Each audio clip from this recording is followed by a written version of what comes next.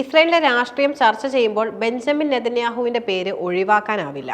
ആധുനിക ഇസ്രായേലിന്റെ രാഷ്ട്രീയ മുഖവുമായി ദീർഘകാലം നിലനിന്ന ഈ നേതാവ് അറബ് രാജ്യങ്ങളുടെ പേടിസ്വപ്നമായാണ് പലപ്പോഴും വിശേഷിപ്പിക്കപ്പെടുന്നത്. അദ്ദേഹത്തിന്റെ ജീവിതം, സൈനിക പശ്ചാത്തലം, രാഷ്ട്രീയ നിലപാടുകൾ, അറബ് ലോകത്തോടുള്ള സമീപനം എന്നിവ അദ്ദേഹത്തെ ഒരു സങ്കീർണ വ്യക്തിത്വമാക്കി മാറ്റുന്നു. 1949 ടെല്ലവീവിലാണ് ബെഞ്ചമിൻ നെതന്യാഹു ജനിച്ചത്. പ്രമുഖ സയനിസ്റ്റ് ചരിത്രകാരനായ ബെൻസിയോൺ നെതന്യാഹുവിന്റെ മകനായ അദ്ദേഹത്തിന്റെ ജീവിതം ഇസ്രായേലിന്റെ ആദർശങ്ങളുമായി അഭേദ്യമായി ബന്ധപ്പെട്ടിരിക്കുന്നു. ചെറുപ്പത്തിൽ തന്നെ അദ്ദേഹത്തിന്റെ കുടുംബം അമേരിക്കയിലേക്ക് താമസം മാറ്റി.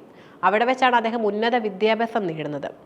മസച്യൂസെറ്റ്സ് ഇൻസ്റ്റിറ്റ്യൂട്ട് ഓഫ് ടെക്നോളജിയിൽ നിന്ന് ബിരുദം നേടിയ നെതന്യാഹുവിന് ഉന്നത പഠനത്തിനുള്ള അവസരങ്ങൾ ധാരാളം ഉണ്ടായിരുന്നുവെങ്കിലും അദ്ദേഹം ഇസ്രായേലിലേക്ക് മടങ്ങി രാജ്യസേവനം ചെയ്യാൻ തീരുമാനിക്കുകയും ചെയ്തു. ഇസ്രായേൽ പ്രതിരോധ സേനയുടെ എലൈറ്റ് കമാൻഡോ യൂണിറ്റായ സൈറത്ത് മത്കാലിൽ ചേർന്നത് അദ്ദേഹത്തിന്റെ ജീവിതത്തിലെ നിർണായക വഴിത്തിരിവായിരുന്നു. കമാൻഡോ യൂണിറ്റിലെ അംഗമെന്ന നിലയിൽ അദ്ദേഹം നിരവധി രഹസ്യ ദൗത്യങ്ങളിൽ പങ്കെടുത്തു. 1972 ബ്ലാക്ക് സെപ്റ്റംബർ തീവ്രവാദികൾ തട്ടിയെടുത്ത സബേന എയർലൈൻസ് വിമാനം രക്ഷിക്കുന്നതിനുള്ള ഓപ്പറേഷൻ ഇസോട്ടോപ്പ് എന്ന ദൗത്യത്തിൽ അദ്ദേഹം പങ്കെടുത്തു. ഈ ദൗത്യത്തിനിടെ അദ്ദേഹത്തിന് പരിക്കേറ്റെങ്കിലും അത് അദ്ദേഹത്തിന്റെ ധീരതയുടെ തെളിവായി. എന്നാൽ അദ്ദേഹത്തിന്റെ ജീവിതത്തിലെ ഏറ്റവും ദുഃഖകരമായ 1976 എൻഡബയിൽ നടന്ന ഒരു രക്ഷാപ്രവർത്തനത്തിൽ യോനാഥൻ കൊല്ലപ്പെട്ടു. ഈ സംഭവം നെതന്യാഹുവിന്റെ ജീവിതത്തെയും രാഷ്ട്രീയ നിലപാടുകളെയും ആഴത്തിൽ സ്വാധീനിച്ചു. ഭീകരവാദത്തിനെതിരായ അദ്ദേഹത്തിന്റെ നിലപാടുകൾക്ക് ഈ സംഭവം ഒരു പ്രധാന കാരണമായി മാറി. സൈനിക സേവനത്തിനു ശേഷം നെതന്യാഹു അമേരിക്കൻ നയതന്ത്രജ്ഞനായി പ്രവർത്തിച്ചു. ഐക്യരാഷ്ട്രസഭയിലെ ഇസ്രായേലിന്റെ പ്രതിനിധിയായിരുന്ന കാലഘട്ടത്തിൽ അദ്ദേഹം ഇസ്രായേലിന്റെ നിലപാടുകൾ ലോകത്തിന് മുന്നിൽ ശക്തമായി തന്നെ അവതരിപ്പിച്ചു. അദ്ദേഹത്തിന്റെ പ്രസംഗപാഠവും വാദപ്രതിവാദ നൈപുണ്യവും ടെലിവിഷൻ ചർച്ചകളിലെ സാന്നിധ്യം എന്നിവ അദ്ദേഹത്തെ ശ്രദ്ധേയനാക്കി. 1988 ഇസ്രായേലിലേക്ക് മടങ്ങിയ നെതന്യാഹു രാഷ്ട്രീയത്തിൽ പ്രവേശിച്ചു. ലീക്വുഡ് പാർട്ടിയിൽ ചേർന്ന് അദ്ദേഹം പിന്നീട് അതിന്റെ നേതാവായി ഉയർന്നു. 1996 ലേബർ പാർട്ടിയുടെ ഷിമോൺ പെരസിനെ പരാജയപ്പെടുത്തി 46-ാം വയസ്സിൽ അദ്ദേഹം ഇസ്രായേലിന്റെ ഏറ്റവും പ്രായം കുറഞ്ഞ പ്രധാനമന്ത്രിയായി. ഈ ഭരണകാലഘട്ടത്തിൽ അദ്ദേഹം സ്വീകരിച്ച കർക്കശ നിലപാടുകൾ അറബ് ലോകത്ത് ആശങ്കകൾക്കും വഴിയൊരുക്കി. പലസ്തീൻ പ്രശ്നത്തിൽ അദ്ദേഹം സ്വീകരിച്ച കടുത്ത നിലപാടുകൾ സമാധാന പ്രക്രിയയ്ക്ക് മന്ദഗതിയിലാക്കി.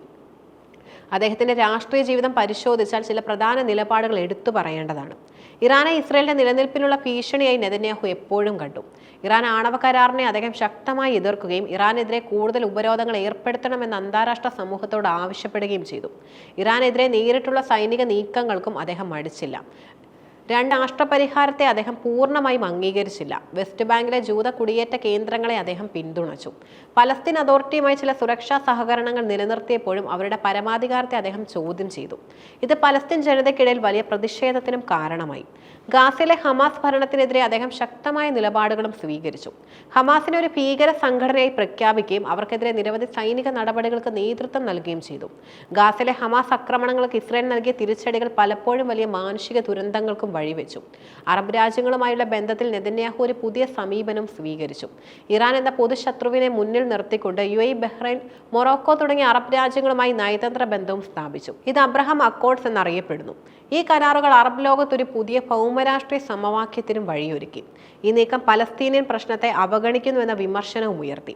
നെതന്യാഹുവിന്റെ രാഷ്ട്രീയ നിലപാടുകളും പ്രവർത്തനങ്ങളും അറബ് ലോകത്തിന് അദ്ദേഹത്തോടുള്ള കാഴ്ചപ്പാട് രൂപപ്പെടുത്തുന്നതിൽ പ്രധാന പങ്കുവഹിച്ചു.